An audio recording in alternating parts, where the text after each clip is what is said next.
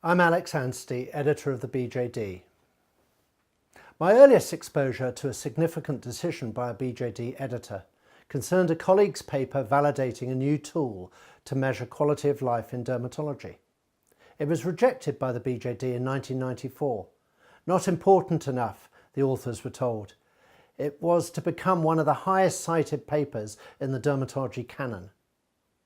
Around the same time, I was appointed as trainee editor for the Journal of Dermatological Treatment. A few years later, I was appointed as editor of the dermatology section of the Medicine series. I developed editing and peer reviewing skills and started thinking about the whole business of academic publishing from the editor's perspective. I became a regular peer reviewer for the BJD and soon discovered that the more reviews I did, the more they sent me. I was then appointed as a BJD section editor. Section editor at the BJD. I was thrilled. I was also guest co-editor for a themed issue of a photodermatology journal. It was a lot of work, but turned out well. Then, 20 years after my first editorial appointment, I was appointed as editor of the BJD. Editor of the BJD. I was thrilled. How do I explain this dogged pursuit of academic publishing and journal editing? It's partly about a love of writing. George Orwell distilled the motivation for writing into 4 elements: sheer egoism, aesthetic enthusiasm, historical impulse, and political.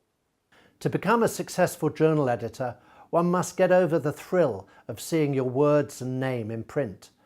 Although the editor is the leader, publishing a top-ranking journal is a collective endeavour, and sheer egoism must be suppressed. However, I would argue that Orwell's other 3 elements are essential for success as a journal editor. Aesthetic enthusiasm concerns cherishing the beauty of words and the meanings they convey. Historical impulse is about maintaining a strong desire to see things as they really are. Political in this context means a desire and determination to push the world in a particular direction.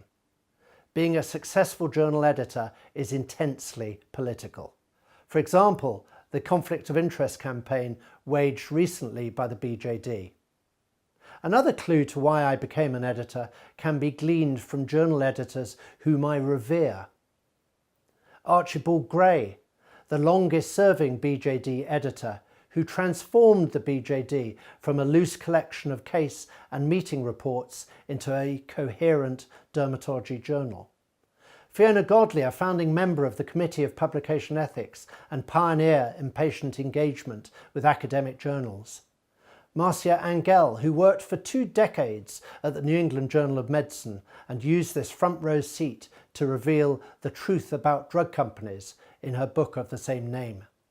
Richard Horton, editor of The Lancet, a journal that is essential reading for medical students and doctors, and even qualifies as a newspaper sold in newsagents to the general public.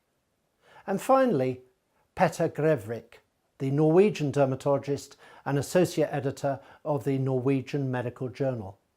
Petter is a kindred spirit and has been a trusted critical reader of my BJD editorial outputs. So the DLQI validation paper slipped through the fingers of the BJD editor in 1994.